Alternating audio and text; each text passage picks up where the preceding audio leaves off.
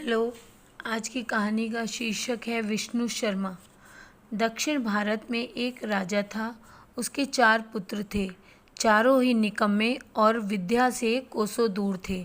वे अपना सारा समय खेल कूद और व्यर्थ की बातों में ही बिता देते थे। यह देखकर राजा बहुत दुखी रहता था। उसने अपने मंत्रियों को बुलवा कर कहा, मंत्रियों, आप लोग जानते ही हैं कि मेरे राज्य में किसी बात की कोई कमी नहीं है।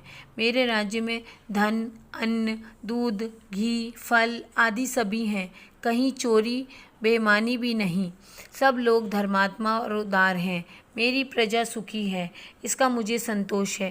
परंतु मुझे एक चिंता खाई जा रही है, वह यह कि राजकुमार अनपढ़ हैं। यदि वे शिक्षित नहीं होंगे तो राज्य को कैसे संभालेंगे? बताओ, इन्हें कैसे पढ़ाया जाए? जो इन्हें पढ़ाकर नीति शास्त्र का विद्वान बना देगा, मैं उसे 5 गांव भेंट दूंगा। मंत्रियों में से एक मंत्री ने कहा, महाराज, राजनीति के एक बहुत बड़े विद्वान और अनुभवी पंडित हैं। उनका नाम विष्णु शर्मा है। यदि वे पढ़ाना स्वीकार कर लें तो राजकुमार राजनीति के विद्वान बन सकते हैं। राजा ने विष्णु शर्मा को बड़े आदर से बुलाया और उनसे कहा, कृपा करके मुझे मेरे बच्चों को राजनीति की शिक्षा दीजिए। मैं आपको 5 गांव भेंट दूंगा।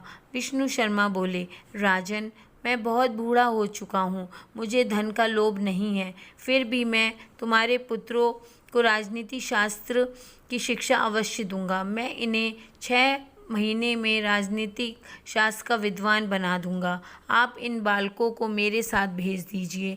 ये मेरे साथ ही रहेंगे, मेरी सेवा करेंगे और शिक्षा पाएंगे। राजा ने अपने चारों पुत्र विष्णु शर्मा को सौंप दिए। वे उन्हें अपने साथ अपने घर ले गए। शिक्षा प्रारंभ हुई। विष्णु शर्मा बालकों को कहानियाँ सुनाते थे। राजकुमार बहुत रुचि से सुनते थे।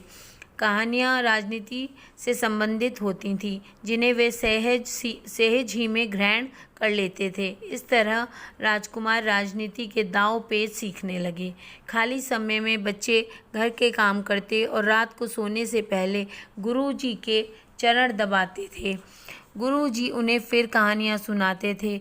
अब तो बच्चों का दिल गुरुजी के साथ ऐसे लग गया कि वे अपना राजमहल भी भूल गए। बच्चों की सब बुरी आदतें छूट गईं। अब वे प्रातः बहुत सवेरे उठते, दिनचर्या और घर के कामों के पश्चात पढ़ते और फिर गुरुजी से कहानियाँ सुनते थे। धीरे धीरे 6 मास का समय बीत गया। राजकुमार अब राजनीति के रहस्य को समझ गए थे। वे पूरे विद्वान हो गए थे। जब वे घर लौटे तो राजा ने देखा कि उसके पुत्र तो राजनीति के पूरे विद्वान बन चुके हैं। वह बहुत प्रसन्न हुआ। धन्यवाद।